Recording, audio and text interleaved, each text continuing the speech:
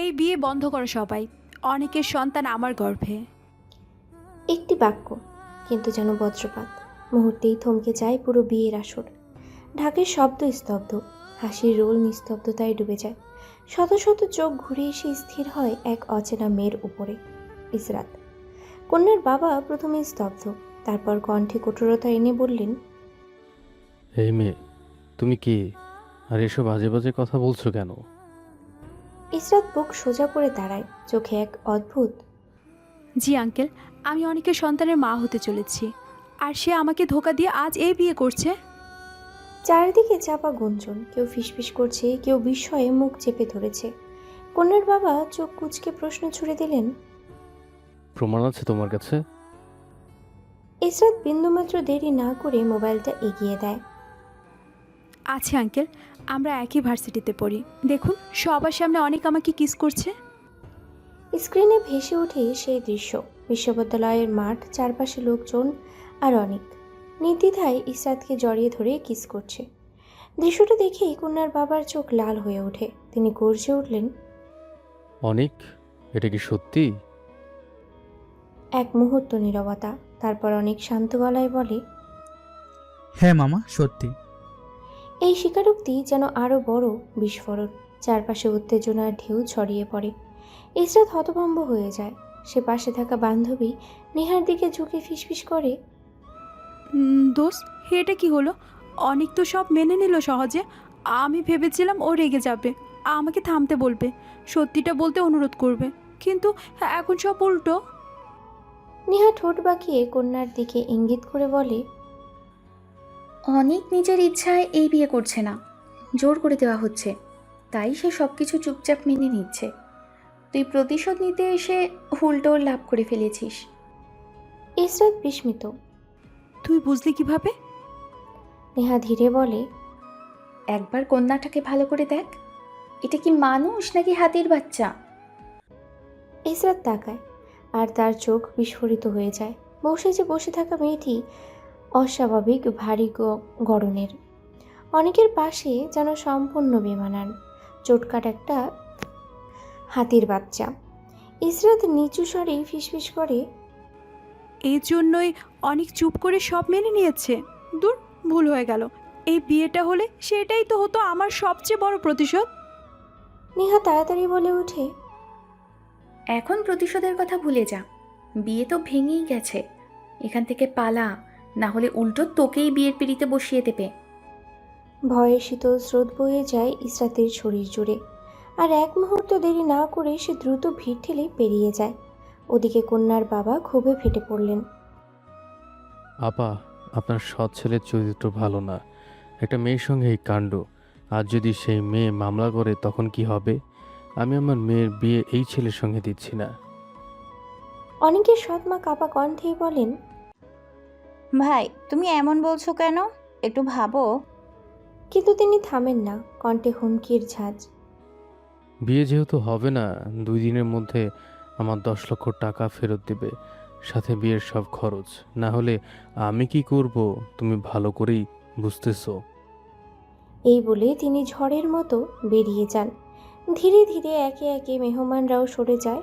মুহূর্ত আগের জমজমাট বিয়ের আসর এবং ভাঙা স্বপ্নের মতো নিঃশব্দ, ভারী, অস্বস্তিকর। অনেক ভিড়ের মাঝেই দাঁড়িয়ে ঠোঁটের কোণে এক অদ্ভুত মুচকি হাসি টেনে মনে মনেই বলল, শালি কাল লাগেনি, প্রতিশোধ নিতে এসে আমারই সবচেয়ে বড় উপকার করে গেলি। আমি তো এমনিতেই ওই মুটকিকে বিয়ে করতে চাইনি। সৎমা তার ভাইয়ের কাছ থেকে 10 লক্ষ টাকা নিয়ে এখন তার বদলে আমাকে বলে দিচ্ছে। কিন্তু তার সেই গোপন স্বস্তি স্থায়ী হলো না এক মুহূর্ত। হঠাৎ পিছন থেকে এক প্রচণ্ড আঘাত। অনেকের শরীর কুঁকড়ে গেল। কিছু বুঝে ওঠার আগেই এলোপাতাড়ি কিল ঘুষি লাথির বৃষ্টি নেমে এলো তার উপরে। চোখের সামনে অন্ধকার নেমে আসে। সে ঘুরে দাঁড়ানোর আগেই বুঝে যায় আজ তার জন্য অপেক্ষা করছে আরেকটা নরক যন্ত্রণা। তার 2 সৎ ভাই রকি আর মুন্না নির্দয়ভাবে তাকে পেটাতে পেটাতে টেনে হিঁচড়ে বাড়ির দিকে নিয়ে যেতে লাগলো। এ যেন তাদের নিত্যদিনের রুটিন। অনেককে শাস্তি দেওয়া, তার উপরে অত্যাচার চালানো। ওদিকে রাস্তার এক কোণে দাঁড়িয়ে হাঁপাতে হাঁপাতে ইসরাত নিজের মনে বিড়বিড় করে, কি ভুলটাই না করলাম আজ। কি সুন্দরভাবে ওই হারামিটা একটা হাতির বাচ্চাকে বিয়ে করছিল। কি দারুণ প্রতিশোধ হতো। তার কণ্ঠে আফসোস, কিন্তু সে জানে না তার এই একটি সিদ্ধান্ত কার জীবনে কি ভয়ঙ্কর ঝড় বয়ে এনেছে। এদিকে অনেককে বাড়িতে এনে তার হাত পা শক্ত করে বেঁধে ফেলা হলো। একটা লোহার খুন্তি গরমে লাল করে তোলা হচ্ছে, তারপর ধীরে ধীরে সেটা তার পিঠে ছোঁয়ানো হলো। দগ্ধ চামড়ার গন্ধে ঘর ভরে উঠল।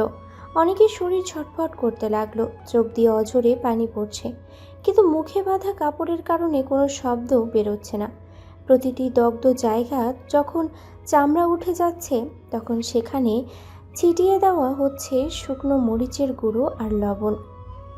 যন্ত্রণায় তার শরীর কাঁপছে, শ্বাস নিতে কষ্ট হচ্ছে, মনের ভেতরে শুধু একটাই আরতি, হে আল্লাহ, আমাকে মরে যেতে দাও, আমাকে নিয়ে যাও, আমি আর এই অসহ্য যন্ত্রণা সইতে পারছি না। আর ঠিক সেই সময় পাশের রুমে তার বাবা নিশ্চিন্তে টিভি দেখছেন, যেন এই বাড়িতে কিছুই ঘটছে না। নিষ্ঠুর নীরবতা। হঠাৎ টিংটং কলিং বেল বেজে উঠল।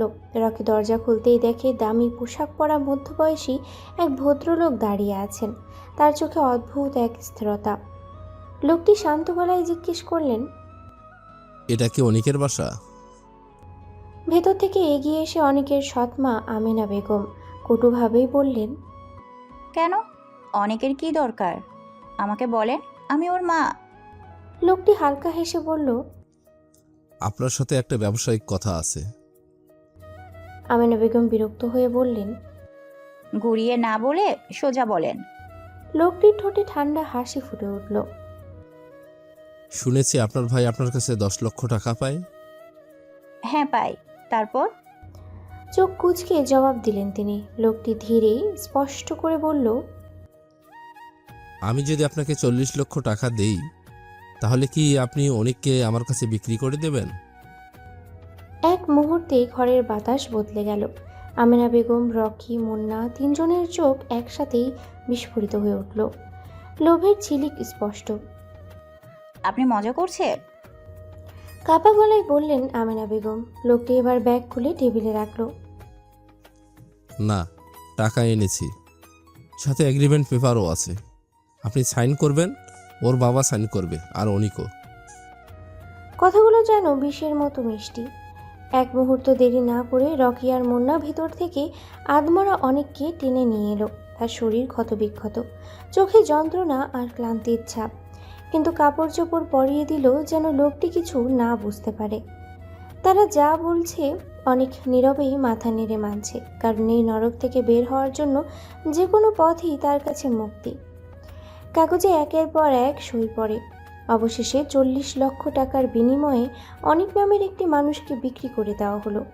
লোকটি শান্তভাবে টাকা বুঝিয়ে দিয়ে অনিককে নিজের সাথে নিয়ে বেরিয়ে গেল। বাড়ির দরজা বন্ধ হয়ে গেল ধীরে ধীরে, আর ভেতরে রয়ে গেল শুধু লোভের গন্ধ আর এক মানুষের বিচিত্র নীরব সাক্ষী হয়ে থাকা দেয়ালগুলো। গাড়িটা অন্ধকার রাস্তা চিরে এগিয়ে চলছে। জানলার বাইরে আলো ছায়ার খেলা, আর ভেতরে নীরবতা, এক অদ্ভুত চাপা উত্তেজনা। অনেক চুপচাপ বসে আছে, চোখের কোণে ক্লান্তি, শরীরের যন্ত্রণার ছাপ, তবুও তার দৃষ্টি স্থির হয়ে আছে পাশের মানুষটির দিকে।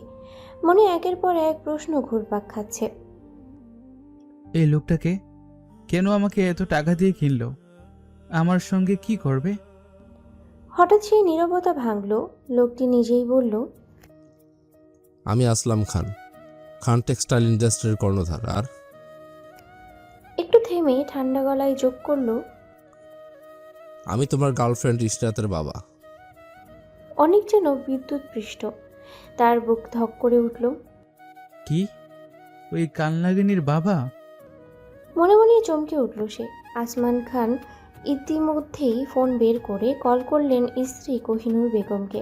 ওপাশে ফোন ধরতেই, তুমি ইশরাতকে নিয়ে তোমার বাবার বাড়ি চলে এসো।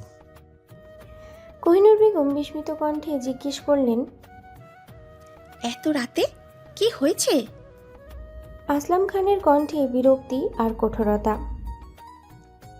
তোমার মেয়ের পেছনে একটা সাইকো আগে থেকেই লেগে আছে। সেই সাইকোর জন্য কোনো ভালো সম্পর্ক আসে না।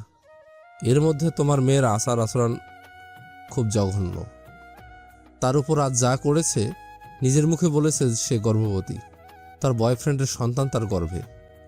আজ রাতেই ওর সেই বয়ফ্রেন্ডের সঙ্গে গোপনে বিয়ে দিয়ে দিচ্ছি। না, তুমি ভুল বুঝছো। আমার মেয়ে এমন কিছু করতে পারে না। আর ছেলে কি করে, কোন বংশের? কোহিনূর বেগমের কণ্ঠ কেঁপে উঠল। আসলাম খান ঠান্ডাভাবে বললেন, সব প্রমাণ আমার কাছে আছে। তুমি কিছু বলবে না ওকে, চুপচাপ নিয়ে এসো। আর বড় ভাই ভাবি যেন কিছু না জানে, না হলে ওরা সেই সাইকো আবিরকে সব কিছু বলে দিবে। আর যেহেতু ইশরাত আমার একমাত্র মেয়ে, তাই ছেলেটাকে ঘর জমাই রাখবো। এরপর ফোন কেটে যায়। এই কথাগুলো শুনে অনিক আর নিজেকেই সামলাতে পারে না।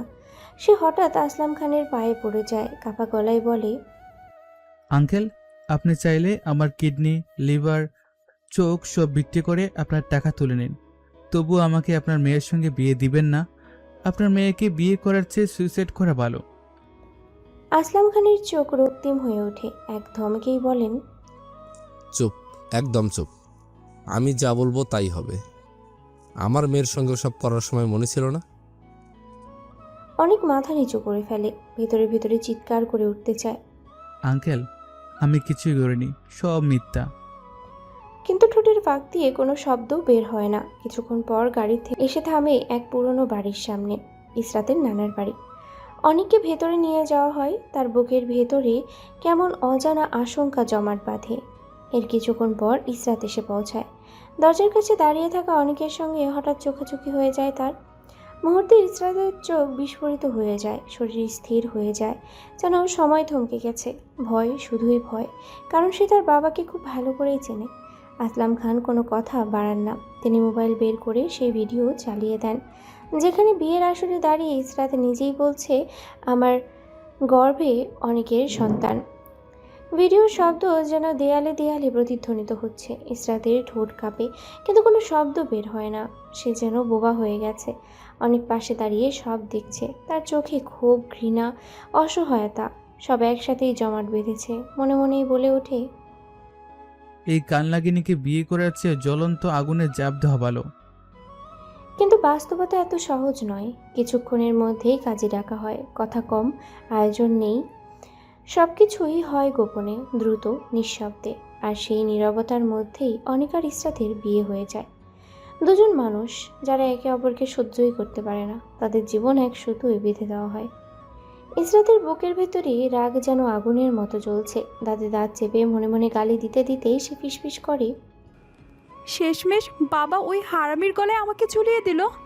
অন্যদিকে অনেকও নিশ্চুপ নয়। চামড়া ঝলসে গিয়েছে, তার মধ্যে গুঁড়ো মরিচ ও লবণের যন্ত্রণা আর অপমানের ভারে নুয়ে পড়া মন নিয়ে সে মনে মনেই মিনতি করে, হে আল্লাহ, এই কালনাগিনীর হাত থেকে আমাকে রক্ষা করো। এই মেয়েটা ভয়ঙ্কর, বিষাক্ত। হঠাৎ ইসরাতের মনে প্রশ্ন জাগে। চোখ শুরু করে বাবার দিকে তাকিয়ে সে বলে ওঠে, বাবা, তোমাকে এই ভিডিওটা কে দিয়েছে?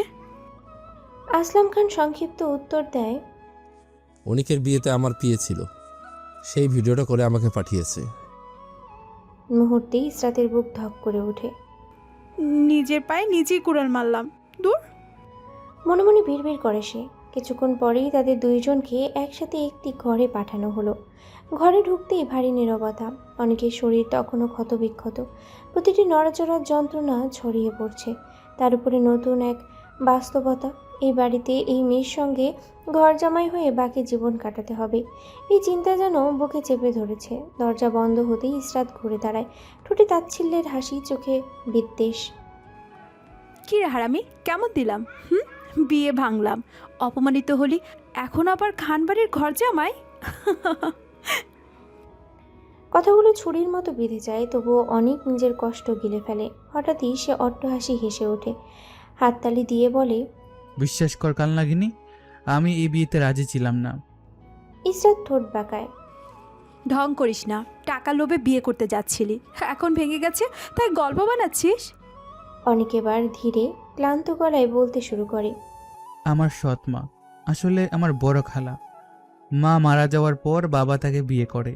উনি বিধবা ছিলেন, সাথে 2 ছেলে, রকি আর মুন্না। তারা আমার থেকেও বড়। ওদের পড়াশোনার জন্য আমার মামার কাছ থেকে 10 লক্ষ টাকা ধার নেয়, আর সেই টাকা শোধ করতে আমাকে তার মোটা মেয়ের সঙ্গে জোর করে বিয়ে দিচ্ছিল। একটু থামে সে, চোখ ক্লান্তির ছাপ স্পষ্ট। আমি অনেক চেষ্টা করছিলাম পালানোর, কোনো রাস্তা পাচ্ছিলাম না। ঠিক তখনই তুই আসলি।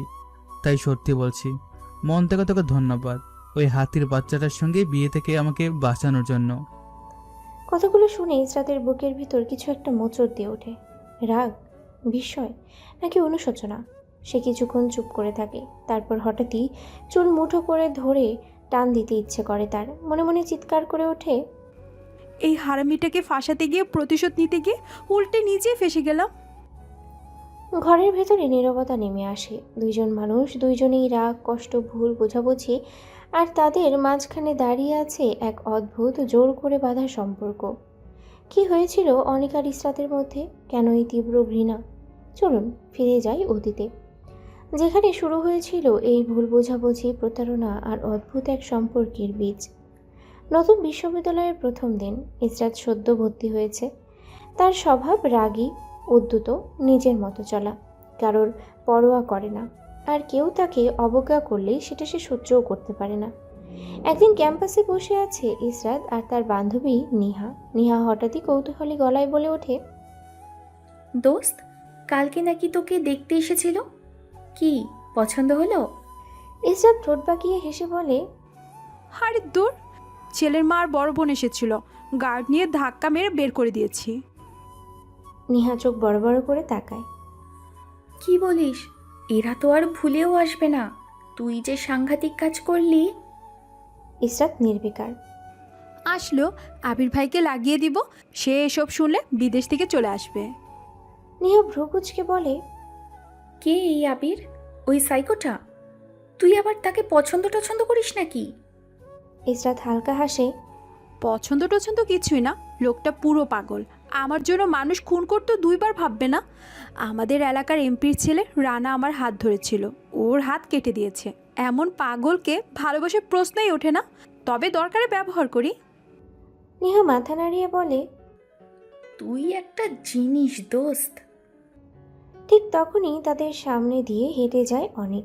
সাধারণ চেহারা, চুপচাপ স্বভাব, মেয়েদের থেকে দূরেই থাকে। পরিবারের কেউ জানে না সে লুকিয়ে টিউশনি করে নিজের পড়ার খরচ চালায়। তার সৎ মা আর ভাইয়েরা তো জানেই না সে পড়াশোনা করছে।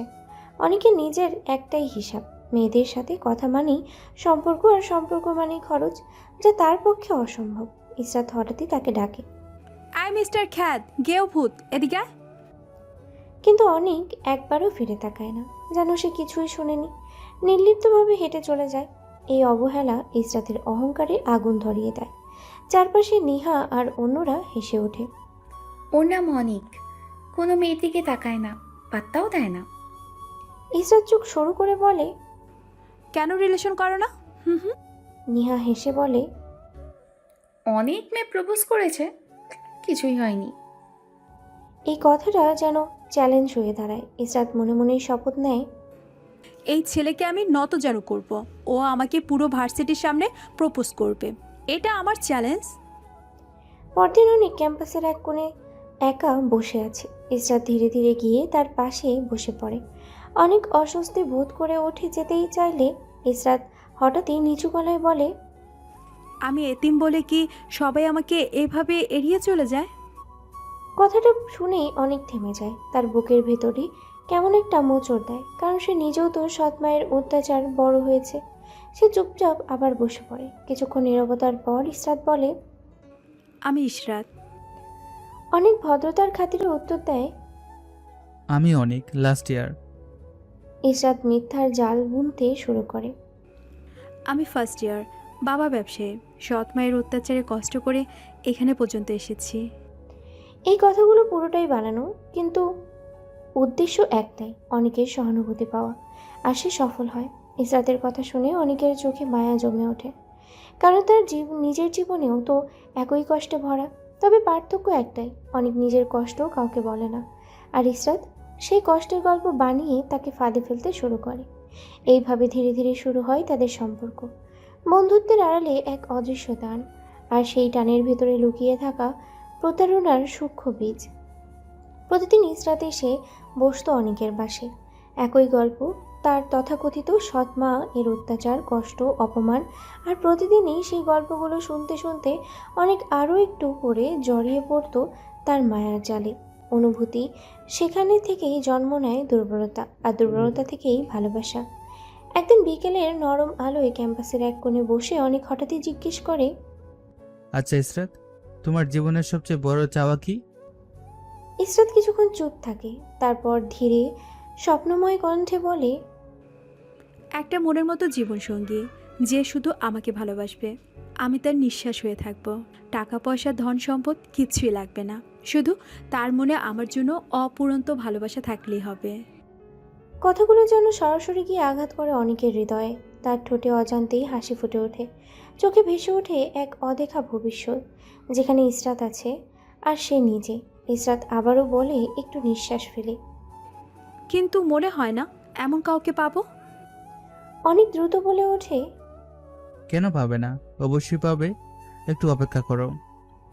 কিন্তু পরক্ষণে ইসরাতের কণ্ঠে বিস্ময়তা নেমে আসে। আমার সৎ মা বাবার সম্পত্তি দখল করতে চায়, তাই তাড়াতাড়ি আমার বিয়ে দেওয়ার জন্য পাত্র খুঁজছে। এই কথাটা শুনে অনেকের বুকটা হঠাৎই ভারী হয়ে ওঠে। এক অদ্ভুত ভয় তাকে গ্রাস করে, তবুও সাহস সঞ্চার করে সে জিজ্ঞেস করে, তুমি কাউকে পছন্দ করো ইসরাত? ইসরাত নিচু গলায় বলে, হ্যাঁ করি, কিন্তু সে আমাকে পছন্দ করে না। অনেকের বুক ধক করে ওঠে, কণ্ঠ কেঁপে যায়। কে? নামটা বলো। ইসরাত ধীরে তার চোখের দিকে তাকায়, তারপর খুব আস্তেই বলে, যদি বলি সেটা তুমি বিশ্বাস করবে? মুহূর্তেই যেন থেমে যায়, অনেক বিস্ময়ে তাকিয়ে থাকে, তারপর কাপা গলায় বলে, আমিও তোমাকে পছন্দ করি, কিন্তু তুমি করো এটা বিশ্বাস হচ্ছে না। তার কথা শেষ হতেই হঠাৎই ইসরাত এগিয়ে এসে অনেকের ঠোঁটে ঠোঁট বসিয়ে দেয়। একটা মুহূর্ত, দুইটা মুহূর্ত, সময় যেন থেমে থাকে সেই স্পর্শে। 2 মিনিট পর ইসরাত সরে গিয়ে মুচকি হেসে বলে, এখন বিশ্বাস হয়েছে, কিন্তু আমি কিভাবে বিশ্বাস করব তুমি সত্যি আমাকে ভালোবাসো? অনেক তখন পুরোপুরি ডুবে গেছে অনুভূতির গভীরে। সে নিঃসংকোচে বলে, কি করলে তুমি বিশ্বাস করবে বলো, আমি তাই করব। ইসরাতের চোখে তখন খেলা করে এক অদ্ভুত ঝিলি, যেটা অনেক তখনও বুঝতে পারেনি। সে ধীরেই বলে, তুমি আগামীকাল সকাল ঠিক 10টায় ভার্সিটির মাঠে সবার সামনে আমাকে প্রপোজ করবে, তোমার ভালোবাসার কথা গুছিয়ে বলবে, তাহলে আমি বিশ্বাস করব।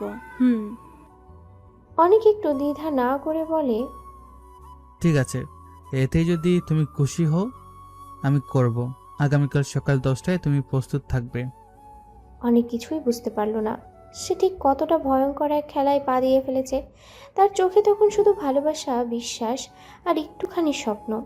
সে ধীরে ধীরে সেখান থেকে চলে যায়, হৃদয় ভরা আশা আগামীকালকে নিজের জীবনের সবচেয়ে বড় দিন ভেবে। আর ঠিক তখনই ইসরাতের ঠোঁটের কোণে ফুটে ওঠে এক শয়তানি হাসি, চোখে ঝিলিক দেয় কুটিল আনন্দের। সে নিচু স্বরেই নিজেকেই বলে, মিস্টার গেও খ্যাত অনেক, কাল খেলা জমবে, আমি পুরো প্রস্তুত। অনেক সেদিন বাড়িতে ঢুকেছিল এক অদ্ভুত আনন্দ নিয়ে, মনে ভালোবাসার আলো, আগামী দিনের স্বপ্ন। কিন্তু সেই আলো টিকল না এক মুহূর্ত। দরজার ভিতর পা রাখতেই হঠাৎই ধাক্কা লাগে রকির সঙ্গে। রকির হাত থেকে মোবাইল ছিটকে পড়ে মেঝেতে, টক। টাচ স্ক্রিনের ফাটল ধরে যায়, মুহূর্তেই বিস্ফোরিত হয়ে যায় রকি। কুত্তার বাচ্চা, এত বড় সাহস তোর! আমার মোবাইলে ফোন দিলি, বেজন্মা! তার গলায় বিষ, চোখে আগুন। এই অপমান সহ্য করতে না পেরে অনেক দাঁত চেপে বলে, রকি ভাই, গালি দিবেন না। এইটুকু প্রতিবাদ যেন আগুনে ঘি ঢেলে দিল। রকি ধাক্কা দিতে দিতে এগিয়ে আসে। কি করবি তুই বেজন্মা, তোর জন্মেরই ঠিক নাই। শব্দগুলো ছুরির মতো বিঁধে যায় অনেকের বুকের ভিতরে। হঠাৎই সব কিছু ভেঙে যায়। অনেক আর নিজেকে সামলাতে পারে না, সে ঝাঁপিয়ে পড়ে, এলোপাথারি ঘুষি মারতে থাকে রকিকে। ঠিক তখনই এসে হাজির হয় মুন্না। দুইজনে মিলে চেপে ধরে অনেককে। তারপর শুরু হয় নির্মম প্রহার। ঘরের এক কোণে দাঁড়িয়ে সবকিছুই দেখছে তার বাবা আর সৎমা, নির্লিপ্ত, নিশ্চুপ। হঠাৎ সৎমা আমেনা বেগম তীক্ষ্ণ কণ্ঠে বলে ওঠেন, তুই আমার ছেলেদের গায়ে হাত তুলিস, তোর এত বড় সাহস! অনেকের চোখ লাল হয়ে ওঠে, বুকে জমে থাকা আগুন যেন একসাথে বেরিয়ে আসে। এটা আমার বাড়ি, আমার বাবার বাড়ি। আপনাকে বিয়ে করা হয়েছে আমার দেখাশোনা করার জন্য, কিন্তু আপনি আমার বাবার টাকায় নিজের 2 ছেলেকে মানুষ করছেন, সব কিছু দিচ্ছেন, সব চাওয়া পাওয়া পূরণ করছেন, আর আমি কিছুই পাই না। আপনি আমার মায়ের বড় বোন আর বিধবা ছিলেন। সবাই মনে করছে আপনার সাথে বাবার বিয়ে হলে যেমন আপনার এই 2 ছেলে বাবা পাবে, আমিও মা পাবো। কিন্তু রকি মুন্নাবাই বাবা পেলেও আমি মা পাইনি। সে আরও চিৎকার করে ওঠে। রকি মুন্না কি আমার বাবার সন্তান? ওরা তো আপনার আগের স্বামীর সন্তান। তাহলে ওরা আমার বাবার টাকার ইনকামে সবকিছু পাচ্ছে, কিন্তু আমি কেন পাচ্ছি না? কথাগুলো যেন বজ্রপাত। তার বাবা স্তব্ধ হয়ে যায় আর আমিনা বেগম রাগে উন্মত্ত। রকি, মুন্না, দাঁড়িয়ে আছিস কেন? এই বেজন্মাটাকে বেঁধে ফেল। মুহূর্তেই তারা অনেককে দড়ি দিয়ে বেঁধে ফেলে। তার শার্ট ছিঁড়ে ফেলা হয়, উন্মুক্ত হয়ে যায় পিঠ। ঘরের ভেতরে অদ্ভুত নীরবতা নেমে আসে, ঝড়ের আগের নিস্তব্ধতা। কিছুক্ষণ পর আমিনা বেগম ফিরে আসে, হাতে লাল হয়ে জ্বলতে থাকা গরম খুন্তি। লোহার সেই দ্বন্দ্ব এতটাই উত্তপ্ত যে তার রং রক্তিম হয়ে উঠেছে। অনেকের গলা শুকিয়ে যায়, চোখে ভয়ের ছাপ। আমিনা বেগম ধীরে ধীরে এগিয়ে এসে বলে, তোর এত সাহস আমার ছেলেদের দিকে চোখ তুলে তাকাস, তাদের গায়ে হাত তুলিস? কথা শেষ না হতেই ছ্যাঁকা গরম খুন্তি দিয়ে লাগে অনেকের পিঠে। একটা হৃদয় বিদারক চিৎকার ছড়িয়ে পড়ে পুরো ঘরে। যন্ত্রণার তীব্রতায় অনেকের শরীর কেঁপে ওঠে, যেন প্রাণটাই বেরিয়ে যাবে। রকি, মুন্না, এমনকি আমিনা বেগমও মুহূর্তের জন্য কান চেপে ধরে, কিন্তু অত্যাচার থামে না। খুন্তিটা যখন টেনে সরানো হয়, সাথে উঠে আসে পড়ে যাওয়া চামড়া। নিচে লাল টুকটুকে মাংস স্পষ্ট হয়ে ওঠে। অনেক ছটপট করতে থাকে, কাপা কণ্ঠে বলে, তোমাদের আল্লাহর দোয়াই লাগে, প্লিজ, আমি আর পারছি না। কিন্তু তার আরতি যেন দেয়ালে লেগে ফিরে আসে। আমিনা বেগম এবার কাঁচা মরিচ লবণ এনে কচলে দেয় সেই পোড়া জায়গায়, ঘষতে থাকে। যন্ত্রণা আর কোনো ভাষায় প্রকাশ করার মতো নয়। অনেকের চোখ উল্টে যায়, শরীর ঢলে পড়ে, শেষ পর্যন্ত সে অজ্ঞান হয়ে যায়। ঘরের ভিতরে তখন শুধু পোড়া মাংসের গন্ধ আর এক অসহায় মানুষের নিঃশব্দ আর্তনাদ ভেসে বেড়াচ্ছে। পরদিন সকাল, অনেকের জ্ঞান ফিরতেই শরীরের প্রতিটি অংশ যেন বিদ্রোহ শুরু করলো। পিঠের পোড়া ক্ষত, হাত পায়ের ব্যথা, সব মিলিয়ে যেন দেহটা আর নিজের নেই। কষ্ট করে পাশ ফিরতেই চোখ পড়ে তার পুরনো বাটন ফোনে।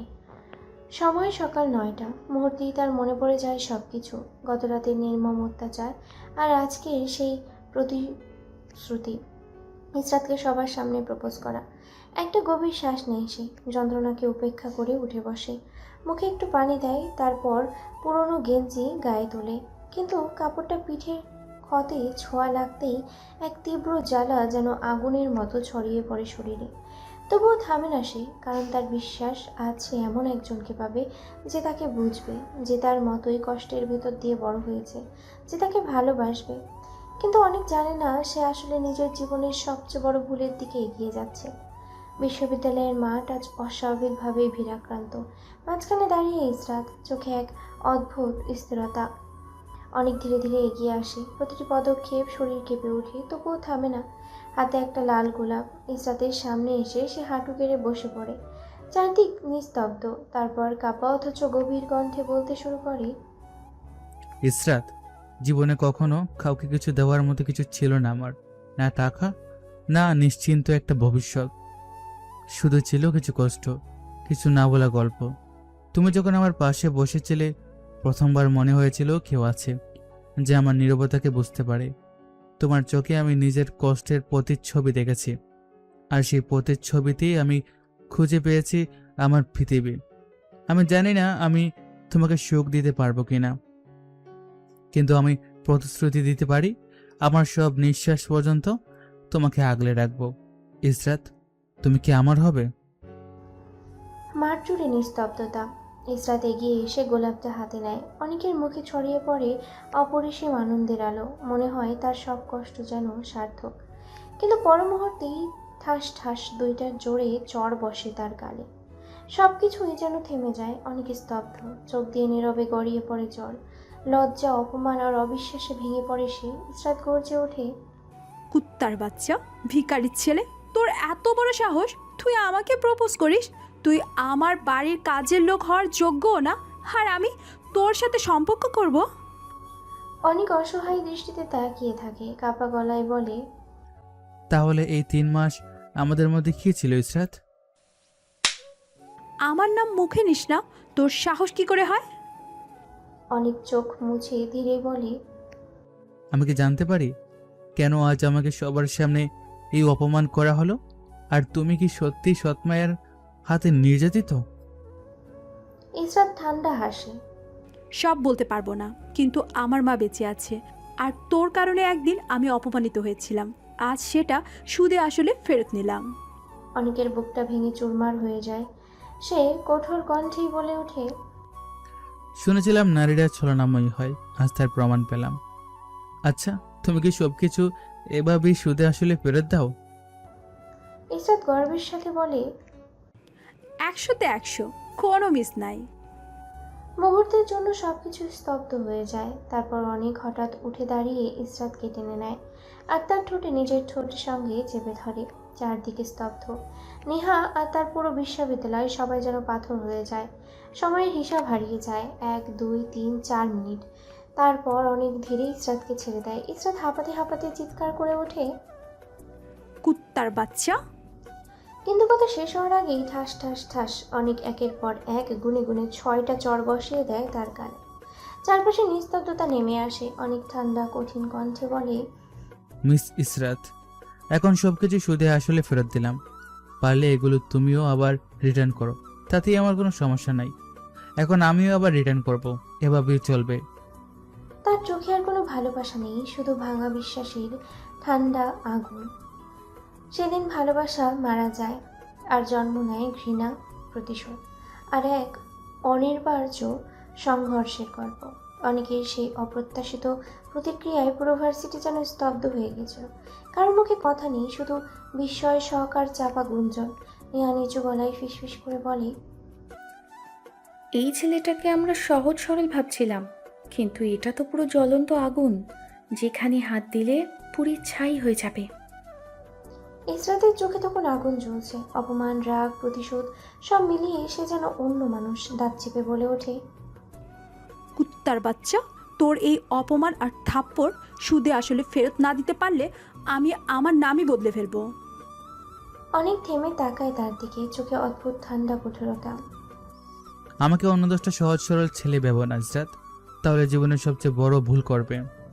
এই বলে সে হাঁটা শুরু করে। তার চোখ দিয়ে নীরবে জল গড়িয়ে পড়ছে।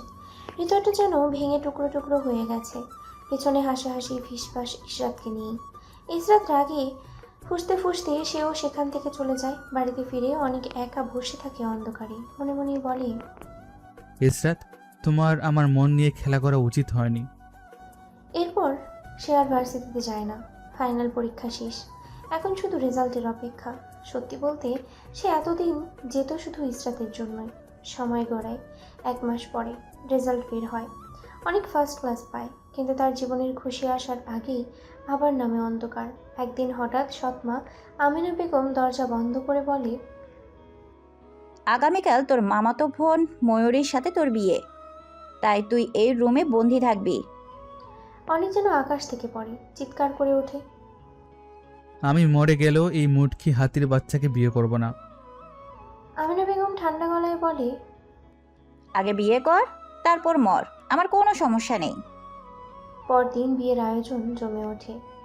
রকি আর মুন্না জোর করে অনেককে শেরওয়ানি পরিয়ে দেয়। অনেক শেষ চেষ্টা করে। আপনি মামার কাছ থেকে 10 লক্ষ টাকা নিয়েছেন আপনার ছেলেদের জন্য। সে টাকার জন্য আমি কেন ওই মেয়েকে বিয়ে করব? রকি ভাই বা মুন্নাবাকে বলুন না বিয়ে করতে। আমিনা বেগম হেসে ওঠে, না না, এত মোটা মেয়েকে আমার ছেলেদের বউ করব? এটা তোরই যোগ্য। এই কথার পর আর কিছু বলার থাকে না। অনেক চুপ করে যায়, কারণ সে জানে এই বাড়িতে তার কথা কেউ শোনে না। সে পালানোর চেষ্টা করে, কিন্তু পারে না। রকি আর মুন্না তাকে পাহারা দিচ্ছে, যেন সে কোনো বন্দি আসামি। অন্যদিকে এই খবর পৌঁছে যায় ইসরাতের কাছে। তার চোখে আবার সেই চেনা আগুন জ্বলে ওঠে। সে নেহাকে নিয়ে পরিকল্পনা করে, একটা ভয়ঙ্কর পরিকল্পনা। বিয়ের আসরে গিয়ে চিৎকার করে বলবো, আমি অনেকের সন্তানের মা হতে চলেছি, আমাদের অনেক দিনের সম্পর্ক। প্রমাণ হিসেবে ভার্সিটির মাঠে কিসের ভিডিও আছে। নিও কিছুক্ষণ চুপ করে থাকে, তারপর ধীরেই বলে, দোস্ত, এটা কিন্তু অনেক বড় কিছু হয়ে যাবে। ইসরাত ঠোঁট বাঁকিয়ে হাসে। ও আমাকে সবার সামনে অপমান করেছে, এবার আমি ওকে শেষ করে দেব। যখন সবাই ওই হারামিকে অপমান করবে, তার চরিত্র নিয়ে কথা বলবে, কোনের পরিবার পিটাবে, তখন আমি পালিয়ে চলে আসব। তার চোখে তখন আর কোনো দ্বিধা নেই, আছে শুধু প্রতিশোধ। কিন্তু ইসরাত মনের অজান্তেই অনেকের উপকার করতে চলেছে। অনেক একবার তাকায় তার হবু স্ত্রীর দিকে, তারপর ধীরে ধীরে চোখ তুলে আকাশের দিকে, মনে মনে বলে, এই মুটকিকে বিয়ে করা মানে তো সারা জীবন একটা হাতির বাচ্চা লালন করা। না, যেভাবেই হোক পালাতে হবে। কিন্তু চারপাশে চোখ বুলিয়ে তার আশা ভেঙে যায়। রকি আর মুন্না ঠিক যেন দেহরক্ষী হয়ে দাঁড়িয়ে আছে। এক পাও নড়ার সুযোগ নেই। সব দরজা যখন বন্ধ, ঠিক তখনই একটা বজ্রধ্বনির মতো চিৎকার। এই বিয়ে থামান, এই বিয়ে হবে না। আমি অনেকের সন্তানের মা হতে চলেছি। সমস্ত আসর থমকে যায়, অনেক বিস্ময়ে তাকিয়ে থাকে। তারপর ধীরে ধীরে মুখ তুলে আকাশের দিকে তাকিয়ে মুচকি হেসে ফেলে। নিজের অজান্তেই ইসরাত তার জীবনের সবচেয়ে বড় উপকারটাই করে ফেলেছে। এর পরের ঘটনা সবাই জানে। এখন বর্তমান ইসরাত ভ্রুকুচকে অনেকের দিকে তাকিয়ে বলে, আচ্ছা, তোর সাথে ওই মুটকির বিয়ে দিতে চাচ্ছিল কেন তোর পরিবার? অনেক হালকা হেসে যেন কষ্ট ঢাকতে চায়। আমার সৎ মা আসলে আমার বড় খালা।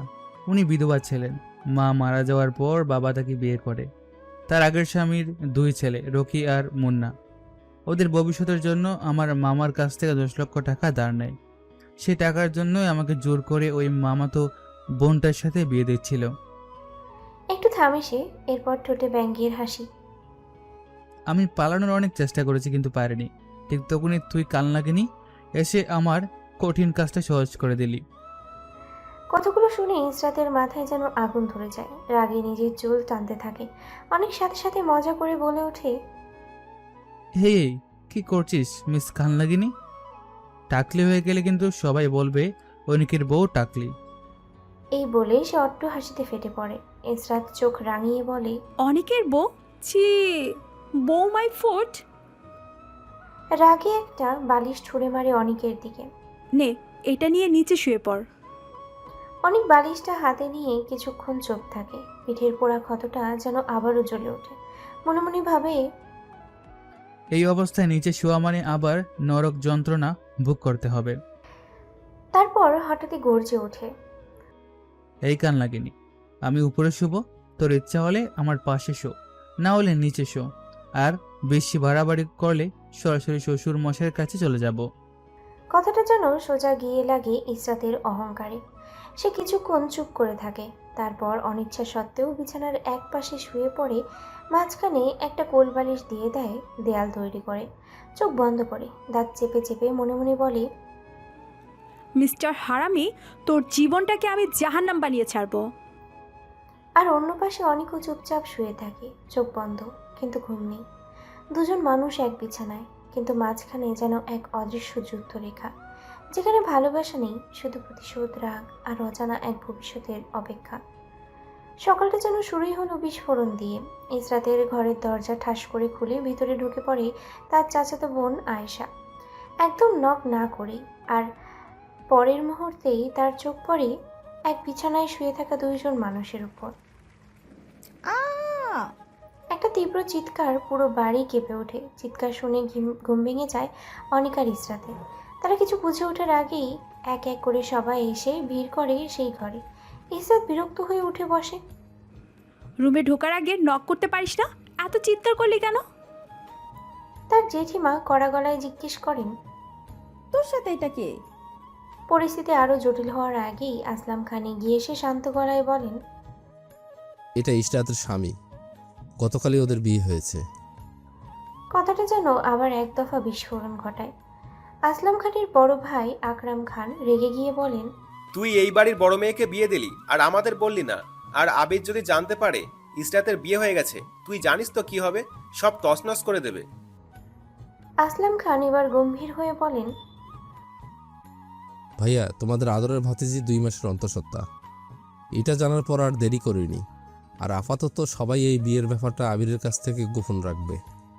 ঘরের ভিতরে নিস্তব্ধতা নেমে আসে। আকরাম খান কিছুক্ষণ তাকিয়ে থেকে বললেন, ঠিক আছে, আর জামাই তুমি একটু পরে আমাদের সাথে দেখা করবে। অনেক চুপচাপ মাথা নাড়ে। একসময় আয়েশা ঠোঁট বাঁকিয়ে বলে ওঠে, দুলা ভাই, আপনার তো পোড়া কপাল। এমন জল্লাদ মেয়ে বিয়ে করার চেয়ে চিরকুমার থাকাই ভালো ছিল। এই কথা শুনে ইসরাত তেড়ে ওঠে। যাবি নাকি থাপ্পড় খাবি? আয়েশা হেসে বেরিয়ে যায়। সবাই চলে যাওয়ার পর ঘরে শুধু তিনজন, আসলাম খান, অনিক আর ইসরাত। আসলাম খান চেয়ার টেনে বসে বলেন, অনেক, তোমাকে কিছু প্রশ্ন করি? অনেক শান্তভাবে বলে। জি করুন। আসলাম খান চোখ সরু করে তাকায়। তুমি আমার মেয়ের মধ্যে এমন কি দেখলে যে তাকে পছন্দ করলে? সে তো ছেলেদের মতো বখাটে বেয়াদব, বলতে গেলে নির্লজ্জ বেহায়া। অনেক কিছুক্ষণ চুপ থাকে, তারপর ধীরে ধীরে সব বলতে শুরু করে। ইসরাতের সেই মিথ্যে গল্পগুলো, সৎমায়ের অত্যাচারের কথা, তার প্রতি নিজে দুর্বল হয়ে পড়া। শুধু বাদ দেয় সেই দিনের অপমান, থাপ্পড় আর প্রপোজালের ঘটনা। শেষে বলে, এসব শুনে আমি ওর প্রতি দুর্বল হয়ে পড়ি, কিন্তু পরে জানতে পারি সবই মিথ্যা। কথাগুলো শুনে ইসরাতের চোখ লাল হয়ে ওঠে। রাগে তার শরীর কাঁপতে থাকে, তবুও বাবার সামনে কিছু বলতে পারে না। আসলাম খান আবারও প্রশ্ন করেন, তোমাদের বিচ্ছেদ হলো কিভাবে? অনেক একটু থামে, তারপর সুযোগ বুঝে আরও আগুনে ঘি ঢালে। আমি জানতে পারি ইসরাত আমার ছাড়া আরও অনেক ছেলের সাথে সম্পর্কে জড়িত, তাই আমি নিজেই ব্রেকআপ করি। এবার ইসরাত যেন ফেটে পড়বে, কিন্তু নিজেকে ধরে রাখে কষ্ট করে। আসলাম খান গম্ভীর নিঃশ্বাস ফেলে বলেন, ওর মতো মেয়ে জন্ম দেওয়া আমার জীবনে সবচেয়ে বড় ভুল।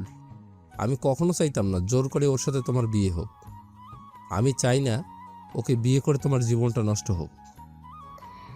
তারপর একটু থেমে কড়া কণ্ঠে, কিন্তু বিয়ের আগে তোমরা এসব করেছো? অনেক দ্রুত বলে ওঠে, আচ্ছা আঙ্কেল, বুঝতে পারছি, আর কিছু বলতে হবে না। ওদিকে ইসরাত মনে মনেই ফুঁসছে। হারামির বাচ্চা, আমার নামে নালিশ করিস? তোর খবর আছে। ঠিক তখনই আসলাম খান তাকিয়ে বলে ওঠেন, ইসরাত মনে মনে গালি দেওয়া হলে যা ফ্রেশ হয়ে আয়। ইসরাত চমকে ওঠে, মনে মনেই ভাবে, এই মানুষটার জন্য একটু মনে মনেও কথা বলতে পারি না, সব কিছু বুঝে যায়। চুপচাপ উঠে ঘর থেকে বেরিয়ে যায়। ইসরাত বেরিয়ে যেতেই আসলাম খান আবারও অনেকের দিকে তাকায়। কণ্ঠ এবার অনেকটাই নরম। অনেক, তুমি আবার ভার্সিটিতে ভর্তি হবে, বিজনেসে মাস্টার্স করবে, আর তোমাকে আমি পূর্ণ স্বাধীনতা দিলাম। ইসরাতকে ভয় পাওয়ার দরকার নেই।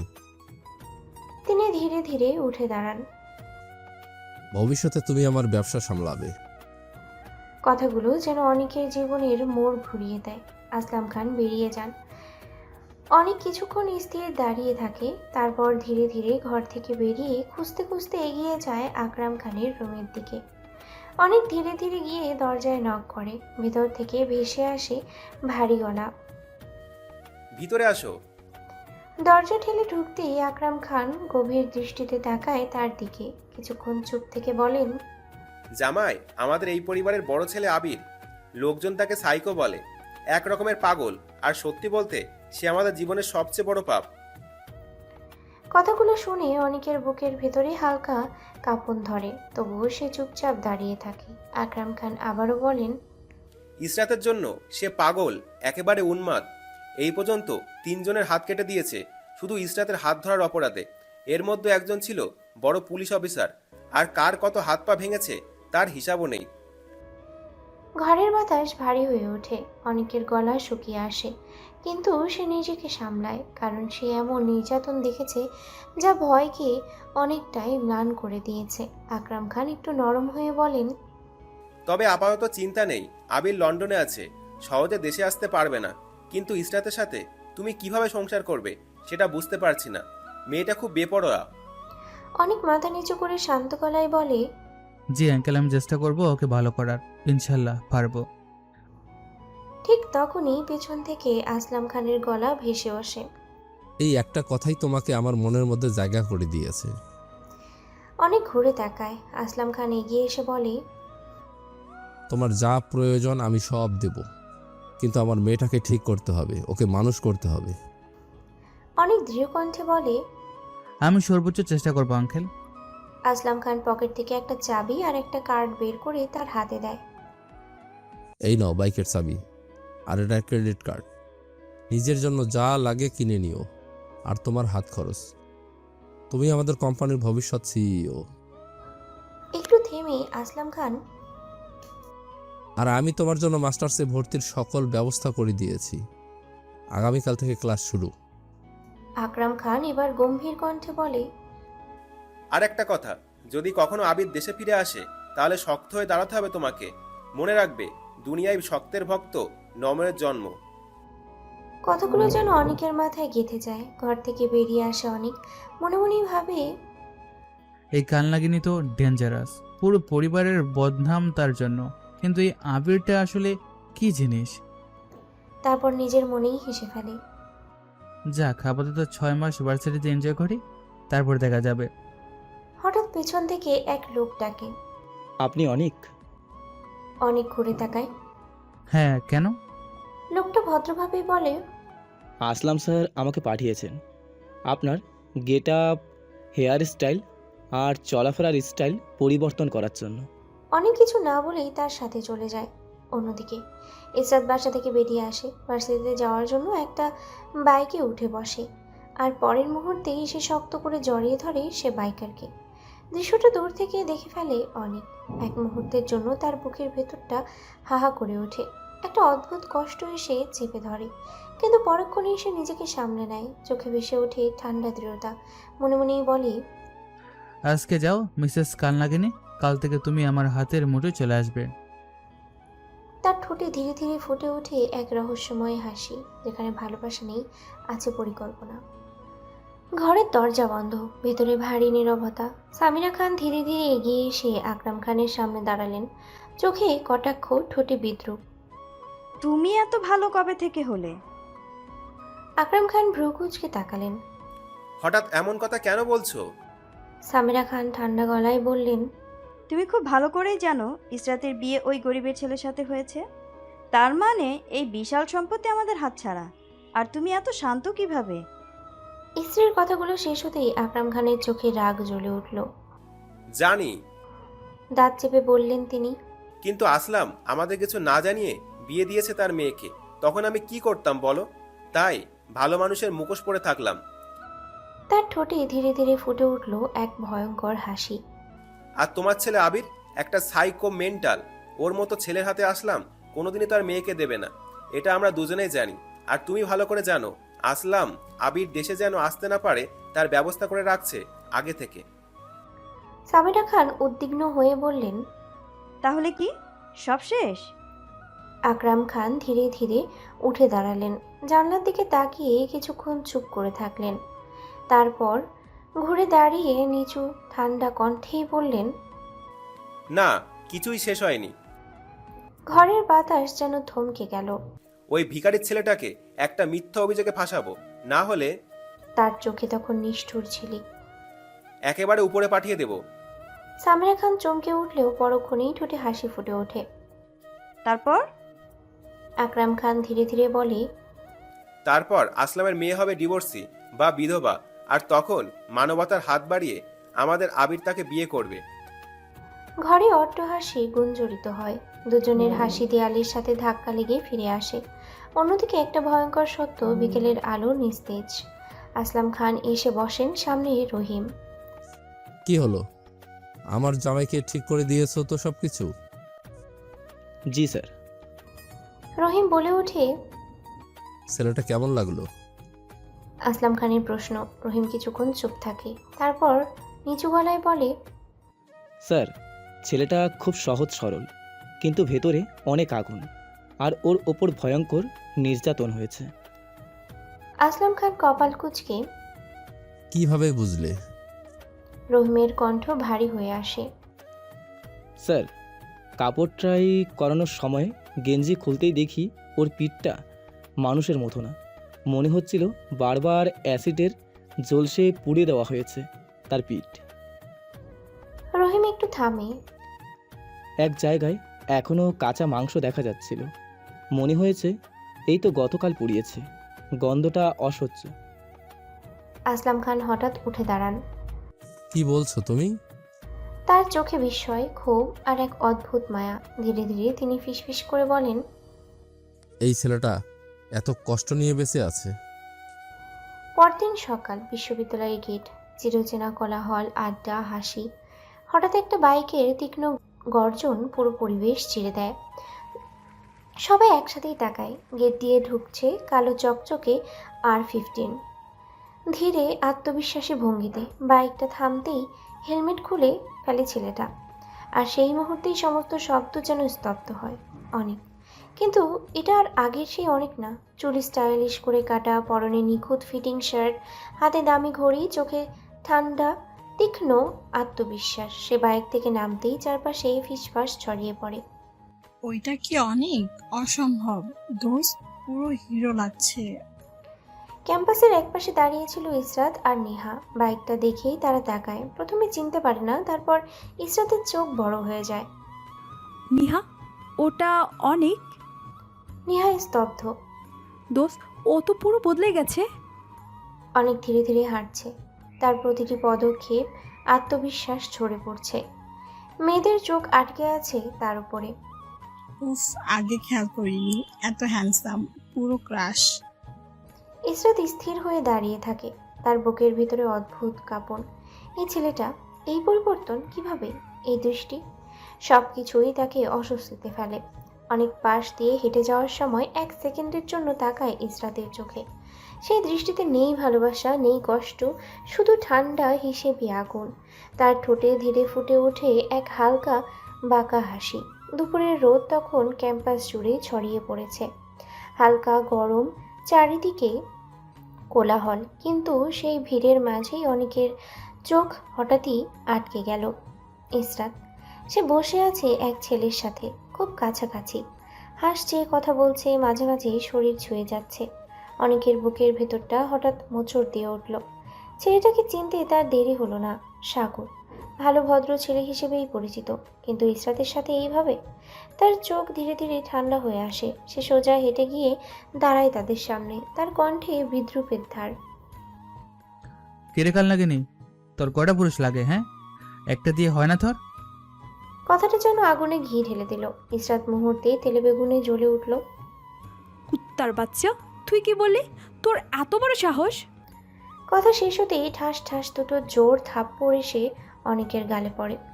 নিহ এগিয়ে আসে আরেকটা মারতে, কিন্তু এবার অনেক তার হাত শক্ত করে চেপে ধরে। চারপাশে মুহূর্তেই ভিড় জমে যায়। সবাই তাকিয়েছে কি হচ্ছে দেখার জন্য।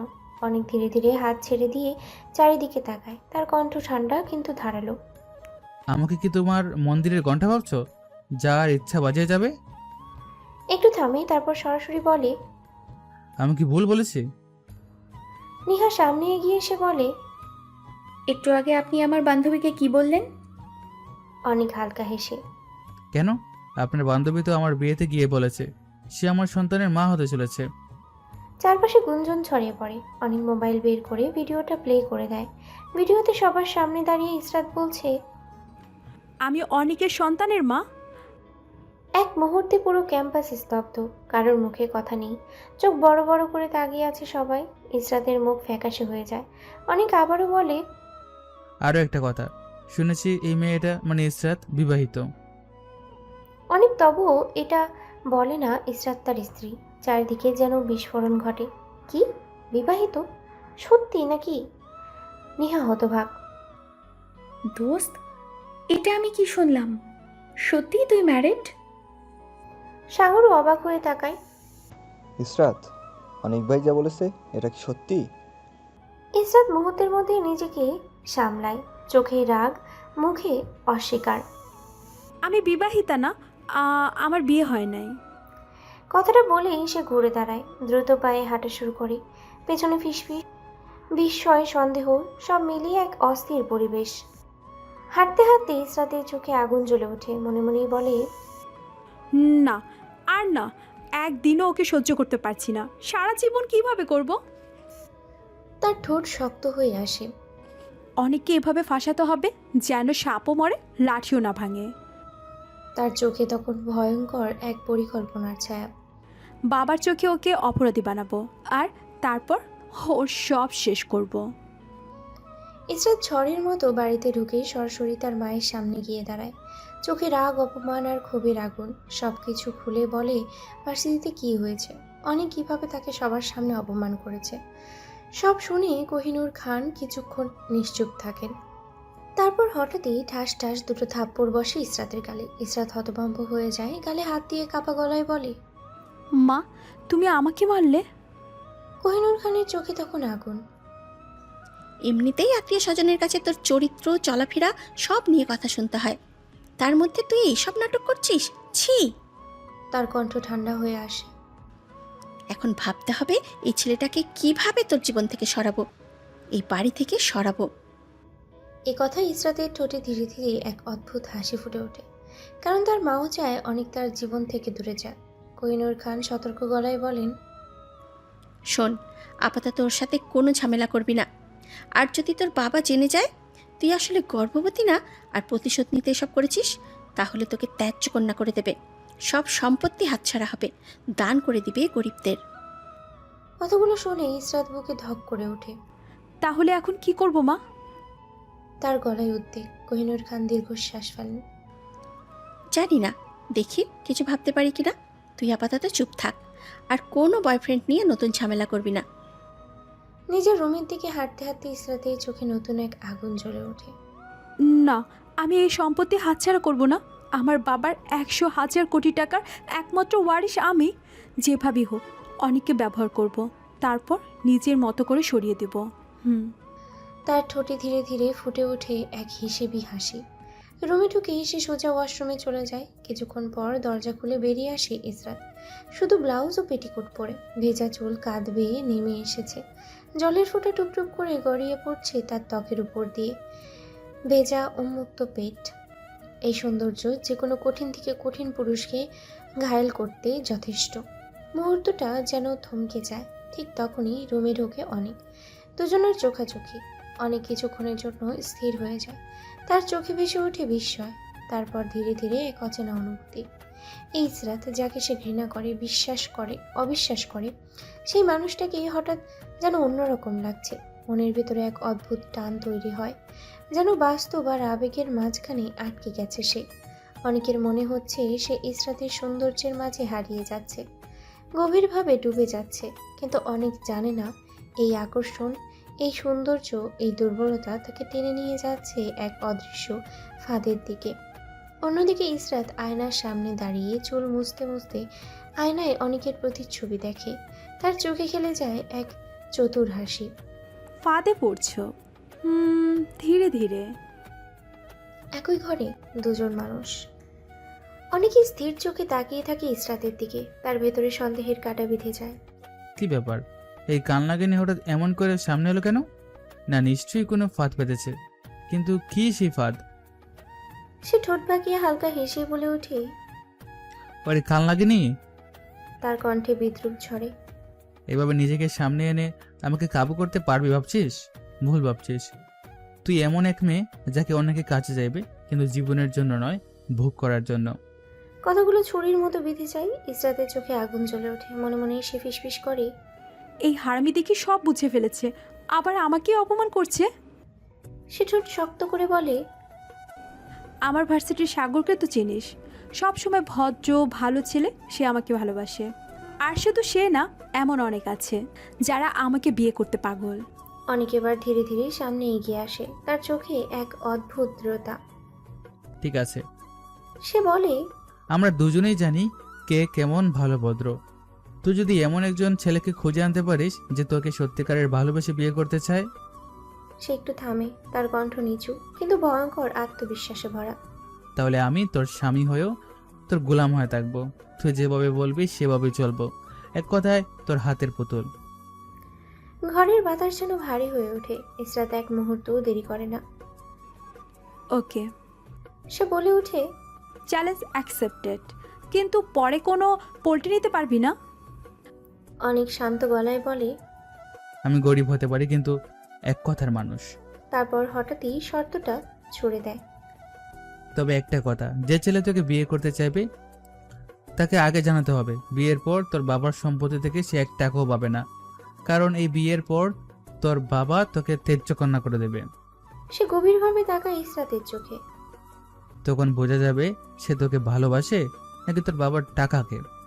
কথাগুলো এবার ইসরাতকে থামিয়ে দেয়।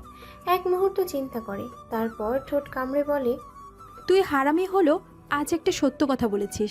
ঠিক আছে, আমি এভাবেই বলবো। অনেক এবার শেষ আঘাতটা হানে। আর তুই হারলে তুই আমার গোলাম হবি। ঘরের নীরবতা আরো গাঢ় হয়ে ওঠে। ইসরাত কিছুক্ষণ চুপ থাকে, তারপর ধীরে মাথা তোলে। ঠিক আছে। চোখে যেতে ঠোঁটে চ্যালেঞ্জ। খেলা এখন সামনে সামনে। অন্যদিকে আসলাম খান বসে আছে রহিমকে নিয়ে তার কেবিনে, তার চোখে চিন্তার ছায়া, কণ্ঠে ক্লান্তি। জানিস রহিম, তিনি ধীরেই বলেন, আমার বাবা আমাদের 2 ভাইকে সমান সম্পত্তি ভাগ করে দিয়ে গেছেন। আমি সেই টাকা ব্যবসায় লাগিয়ে আজ এখানে পৌঁছেছি। আজকে খান টেক্সটাইল বাংলাদেশের স্বনামধন্য প্রতিষ্ঠান। একটু থামেন। আর আমার বড় ভাই স্ত্রীর কথায় পড়ে সব শেষ করে ফেলল। বউয়ের কথা শুনে নিজের শালাদের হাতে টাকা তুলে দিয়ে পরে সেই শালা তাকে ধাক্কা দিয়ে বাহির করে দিল। শেষে নিজেই ঘর ছাড়া হলো। রহিম বিস্ময়ে বলে, এরপরেও বড় স্যার ওনার স্ত্রীর কথাই চলে? আসলাম খান হালকা হেসে মাথা নাড়েন। শুধু চলে না, অন্ধের মতো মানে। এমনকি আমার মেয়েকে মাত্র 5 বছর বয়সে মেরে ফেলতেও চেয়েছিল। রহিম স্তব্ধ। কি বলছেন স্যার? আসলাম খান গম্ভীর নিঃশ্বাস ফেলেন। হ্যাঁ, কিন্তু যার চোখের সামনে ঘটনা ঘটেছিল সে আমার মেয়েকে হাসপাতালে নিয়ে যায়। নিজের রক্ত দিয়ে আমার মেয়েকে বাঁচিয়েছে। ও আমাকে সব কিছু বলে, তাতেই বুঝতে পারছি এটা বড় ভাই ও ভাবির কাজ। কিন্তু সে মানুষটা পরের দিন অ্যাক্সিডেন্টে মারা যায়। প্রমাণ নেই, তাই চুপ করেছিলাম। কিছুক্ষণ নীরবতা, তারপর তিনি রহিমের দিকে তাকান। জানিস তোকে কেন সব বলি? রহিম চুপচাপ তাকিয়ে থাকে। আসলাম খান ধীরে বলেন, কারণ তুই লোভী না, স্বার্থপর না, তুই আপন। তার চোখে এবার অন্যরকম দৃঢ়তা। আর অনেককে আমি শুধু হুট করে বিয়েই দেইনি, এর পেছনে কারণ আছে। তিনি নিচু গলায় যোগ করেন, ইশরা তোর বিরুদ্ধে যা বলেছে সব মিথ্যা, আমি জানি। একটু থেমে। আমি অনেক দিন ধরে এই ছেলেটার পরিবার খুঁজছিলাম। তার চোখে তখন রহস্যের ছায়া, যেন অনেকের জীবনের গল্প এখনো শেষ হয়নি, বরং এখনই শুরু হতে যাচ্ছে। সকালের নরম আলো জানলার ফাঁক গলে ঘরে ঢুকেছে। কোহিনূর খান চুপচাপ বসে ইসরাতের দিকে তাকিয়ে বলেন, কি কিছু ভেবেছিস? কিভাবে এই ঝামেলা সামলাবি? ইসরাত আয়নার সামনে চুল ঠিক করতে করতে ঠান্ডা গলায় বলে, তুমি ভাবো তোমার মতো, আমি আমার মতো দেখছি। কোহিনূর খান কিছুক্ষণ চুপ থেকে বলেন, আমি ভাবছি আবিরকে কৌশলে দেশে দিয়ে আসি। ওর পাগলামি, ওর সাইকো আচরণ দেখলেই ওই ছেলেটা নিজে থেকেই পালাবে।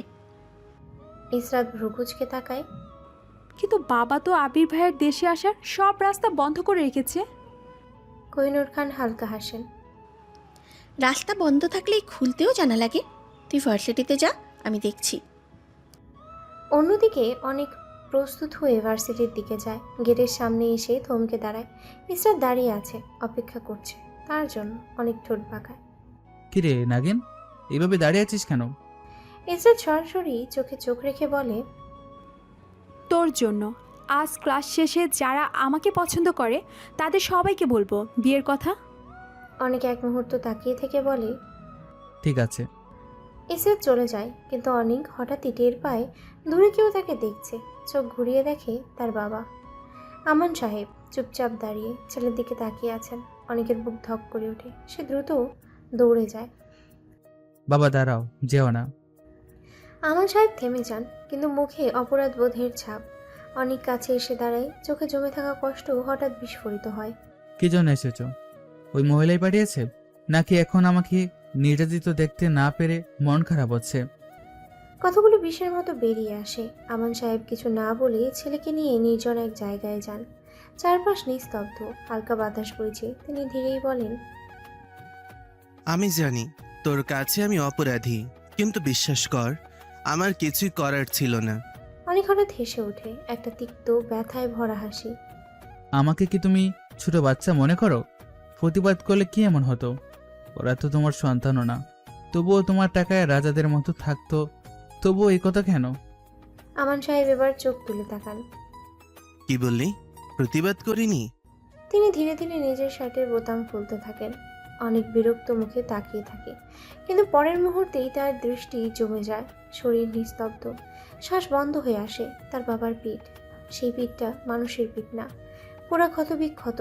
মনে হচ্ছে কেউ বারবার আগুনে ঝলসে দিয়েছে, চামড়া উঠে গেছে, দাগের পর দাগ। অনেকের চোখ বড় হয়ে যায়, তার বুক কেঁপে ওঠে, ঠোঁট কাঁপতে থাকে। বাবা, তোমার এই অবস্থা কে করেছে? আমান সাহেব শান্ত গলায় বলেন, তোর জন্য যতবার আমি প্রতিবাদ করেছি ততবারই ওরা আমাকে বেঁধে নির্যাতন করেছে। তার কণ্ঠ ভারী হয়ে আসে। একদিন তো সরাসরি বলল, বেশি বাড়াবাড়ি করলে তোকে তোর মায়ের কাছে পাঠিয়ে দেবে। তখন থেকে আমি একেবারে চুপ হয়ে যাই, অন্তত আমার সন্তান বেঁচে থাকবে। কথাটা শুনেই অনেকের চোখ দিয়ে জল গড়িয়ে পড়ে। সে দাঁড়িয়ে থাকতে পারে না, তার বুকের ভিতরে জমে থাকা রাগ, কষ্ট, অপরাধ বোধ সব একসাথেই বিস্ফোরিত হয়। আমি ওদের কাউকে ছাড়বো না। সে দাঁত চেপে বলে। আমান সাহেব দ্রুত তার কাঁধে হাত রাখেন। না বাপ, এখন না, মাথা গরম করলে সব কাজ শেষ হয়ে যাবে। তিনি ছেলের চোখে চোখ রেখে বলেন, আগে নিজেকে প্রতিষ্ঠিত কর, মাথা উঁচু করে দাঁড়া, তারপর সব হিসাব মিটাবি। একটু থেমে, ওদের সাথে আমাদের পুরনো হিসাব আছে, যা তুই জানলে তুই সত্যি ওদের খুন করে ফেলতে চাইবি। অনেক স্তব্ধ। কি সে হিসাব বাবা? তার কণ্ঠ কাঁপে। আমান সাহেব মাথা নাড়েন। এখন না, সময় হলে বলবো। তিনি পকেট থেকে কিছু কাগজ বের করেন। তোর অ্যাকাউন্টে 1.5 কোটি টাকা দিয়েছি, এটা দিয়ে কিছু শুরু কর। অনেক অবাক। এত টাকা কোথা থেকে এলো আর কিভাবে বাবা? আমান সাহেব দীর্ঘশ্বাস ফেলেন। তোর নানা মারা যাওয়ার আগে তোর মায়ের নামে 50 লাখ টাকা রেখে গিয়েছিল, আর আমি গোপনে কিছু জমিয়েছিলাম তোর জন্য। সব মিলিয়ে এত বছরে জমে যা হয়েছে, এই টাকার বিষয়ে তোর সৎমা কিছুই জানে না। তারপর ধীরেই বলেন, আর একটা কথা, আমি তোর খালাকে ভালোবেসে বিয়ে করিনি বা নিজের ইচ্ছায় বিয়ে করিনি। অনেক থমকে যায়, আর আমান সাহেব একটু নিঃশ্বাস ফেলে বলে, তোর নানি আমাকে ব্ল্যাকমেল করেছিল, বলেছিল না করলে তোর মায়ের মৃত্যুকে খুন বানিয়ে আমাকে মামলা করে ফাঁসিয়ে দেবে। তার কণ্ঠ ভেঙে যায়। আমি যদি জেলে যেতাম তুই বাঁচতিস কিভাবে বল? এই কথাটা শুনেই অনেক আর নিজেকে ধরে রাখতে পারে না। সে হঠাৎই ঝাঁপিয়ে পড়ে, বাবাকে জড়িয়ে ধরে। বাবা! তার কান্না ফেটে পড়ে হাউমাউ করে, বুক ভেঙে যায়। আমান সাহেবও আর নিজেকে সামলাতে পারেন না। বহু বছরের জমে থাকা কষ্ট, অপমান, অসহায়তা সবকিছুই গলে গিয়ে বেরিয়ে আসে অশ্রু হয়ে। তিনি ছেলেকে শক্ত করে বুকে জড়িয়ে ধরেন। দুজন মানুষ একই যন্ত্রণার শিকার। আজ প্রথমবার একে অপরের কাছে ভেঙে পড়ে। চারপাশে কেউ নেই, কিন্তু সেই নীরব জায়গায় ভরে ওঠে একটা বাবার আর একটা ছেলের কান্নায়, যেন বহু বছরের দূরত্ব এক মুহূর্তেই ভেঙে গেল। এই কান্নার ভেতরেই জন্ম নেয় এক নতুন শপথ। অন্যায় আর অপরাধের বিরুদ্ধে একদিন তারা দাঁড়াবেনি। হঠাৎ অনেকের ফোন বেজে ওঠে। স্ক্রিনে ভেসে ওঠে ইসরাত। ফোন ধরতে ওপাশ থেকে তীক্ষ্ণ কণ্ঠ, কোথায় তুই? আমি মাঠে। অনেক শান্ত গলায় বলে, আসতেছি 10 মিনিট। ফোন কেটে গেলে পাশে দাঁড়িয়ে থাকা আমান সাহেব মৃদু হাসলেন। কে, বৌমা? অনেক একটু থমকে যায়, তারপর ঠোঁটে এক চুপচাপ হাসি ফুটে ওঠে। আচ্ছা বাবা, আমি যাই, পরে কথা হবে। হাঁটতে হাঁটতে অনেকের চোখ ভিজে ওঠে। ভেবেছিলাম এই পৃথিবীতে আমার কেউ নেই, কিন্তু বলছিলাম বাবা নামের বটগাছটা সবসময় আমার পাশে ছিল। তার হাঁটা এবার শক্ত হয়ে ওঠে। মাঠে পৌঁছাতে ইসরাত তীক্ষ্ণ দৃষ্টিতে তাকায়। কিরে, চ্যালেঞ্জের কথা ভুলে গিয়েছিস নাকি? হুম। অনেক হালকা হাসে। বলে নাই, এখন বল কার কাছে যাবে আগে? ইসরাত একটু ভেবে বলে, আগে রানা, তারপর সজীব, শেষে সাগর। অনেক মাথা নাড়ে। চল। রানার সামনে গিয়ে দাঁড়ায় ইসরাত। রানা, কেমন আছিস? রানা অবাক হয়ে তাকায়।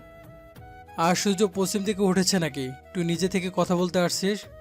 ইসরাত একবার অনেকের দিকে তাকায়, যেন তাকে দেখিয়ে গর্বের সুরে বলে, আমি প্রেম টেম পছন্দ করি না। তুই চাইলে আমরা সরাসরি বিয়ে করতে পারি, কি বলিস? রানা থমকে যায়। সত্যি বলছিস? হ্যাঁ, সত্যি বলতেছি। দূরে দাঁড়িয়ে অনেক মুচকি হাসে। রানা খুশিতেই বলে ওঠে, আমি রাজি। বল, কবে বিয়ে করবি? অনেক ইশারায় শর্ত বলার কথা মনে করিয়ে দেয়। ইসরাত একটু থামে, তারপর বলে, কিন্তু একটা কথা, আমাকে বিয়ে করলে বাবা আমাকে ত্যায্য কন্যা করবে, তার সম্পত্তি থেকে 1 টাকাও পাবে না। কথাটা শেষ হতেই রানা মুখ বদলে যায়, হাসি মিলিয়ে যায়, চোখে ভেসে ওঠে তাচ্ছিল্য। দূরে গিয়ে মত তুই। সে ঝাঁঝালো গলায় বলে ওঠে, তোর মধ্যে রূপ ছাড়া আর কি আছে? প্রতিদিন নতুন নতুন ছেলেদের সাথে ঘষাঘষি করিস, ছেলেদের সাথে প্রেমের অভিনয় করিস। রানা আঙুল তুলে বলে, কিছুদিন আগেও তো ওই অনেক ভাইয়ের সাথে যা করলি, তোর বাবার টাকা পয়সা ছাড়া তোর 2 টাকারও দাম নেই। চারপাশ নিস্তব্ধ হয়ে যায়। ইসরাত কেঁপে ওঠে। ছি রানা, তোমাকে আমি ভালো মানুষ ভাবতাম। রানা থামিয়ে দিয়ে বলে, তোর ভালোর গোষ্ঠী কেলাই। তোর মতো মেয়ের সাথে শারীরিক সম্পর্ক করা যায়, ভালোবাসা যায় না, শুধু এনজয়ের জন্য। Not for love, just for enjoy. এই কথাটা যেন ছুরি হয়ে বেঁধে যায়। রাগে ইসরাত হাত তোলে থাপ্পড় দেওয়ার জন্য, কুত্তার বাচ্চা।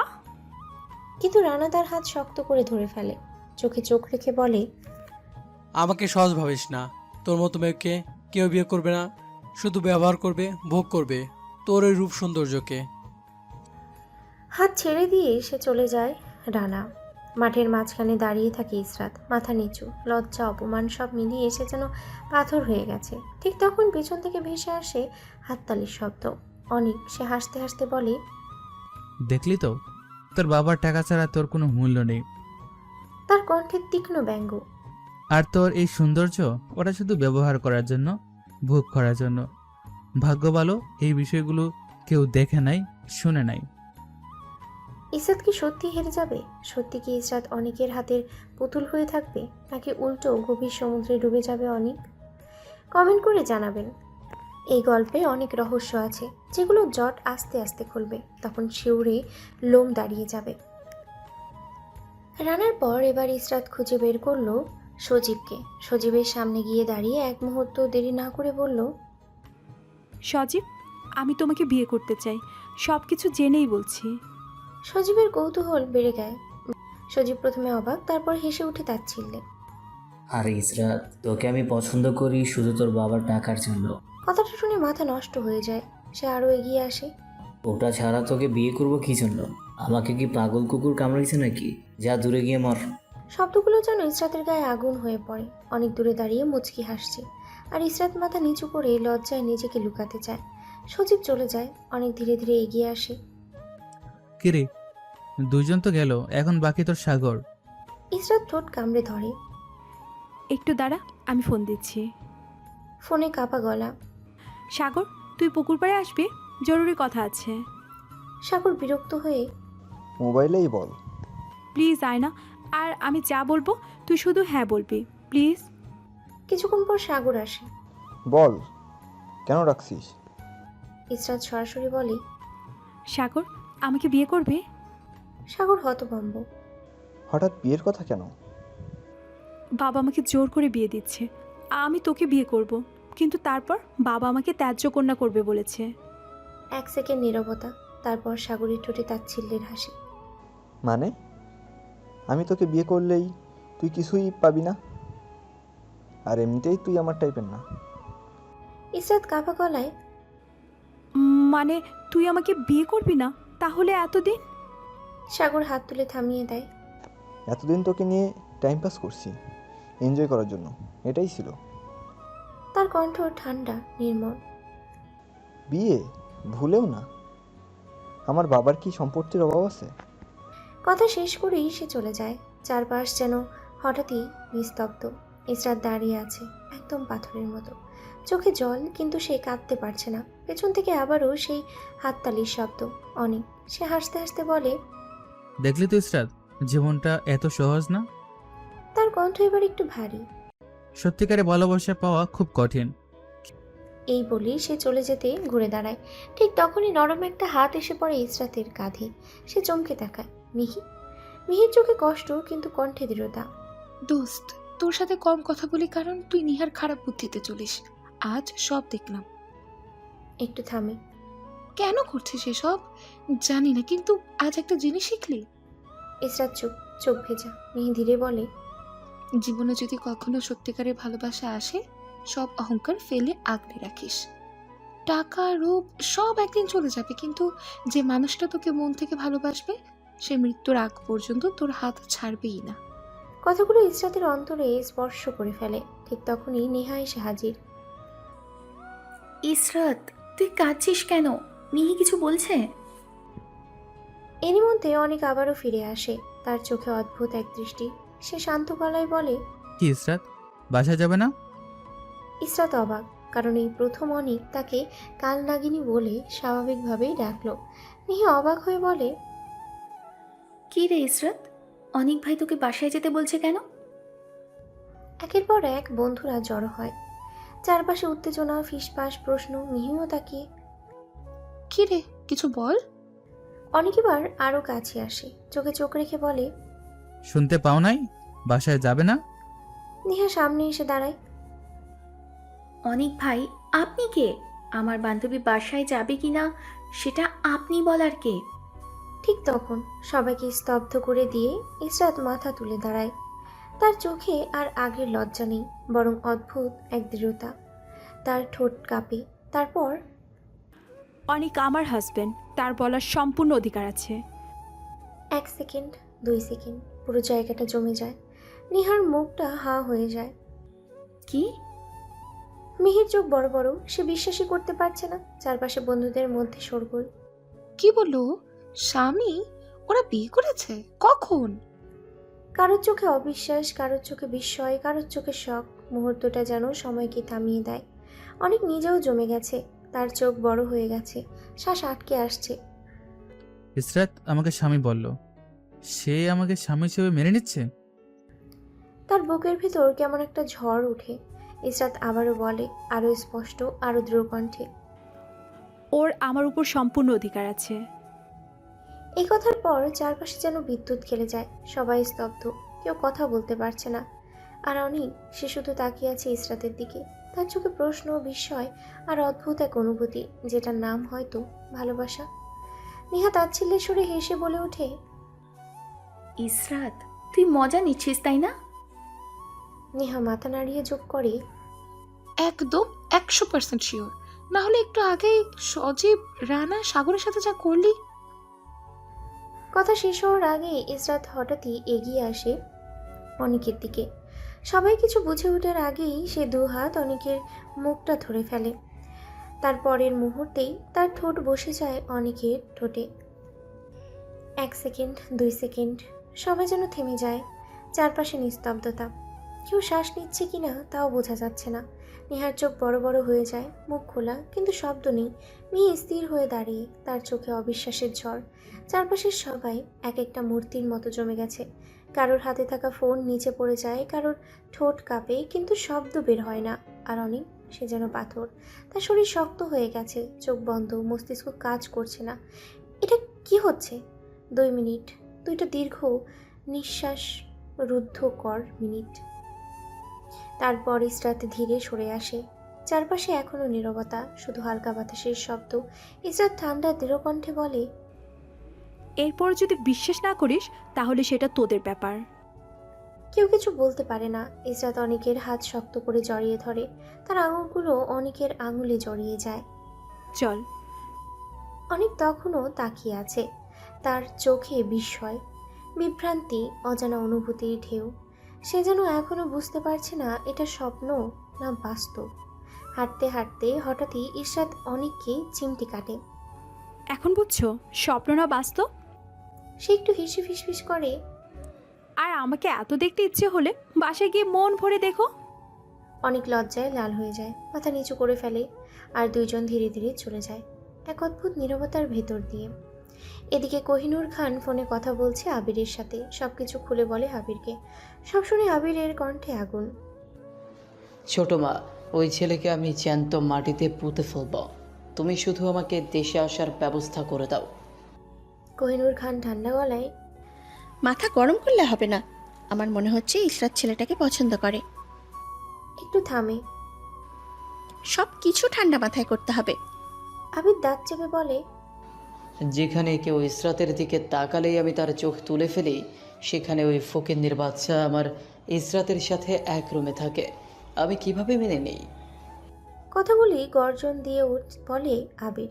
কোহিনূর খান ধীরে বলে, আগে ওদের আলাদা করতে হবে, তারপরে যা খুশি করিস ওই ফকিন্নির বাচ্চার সাথে।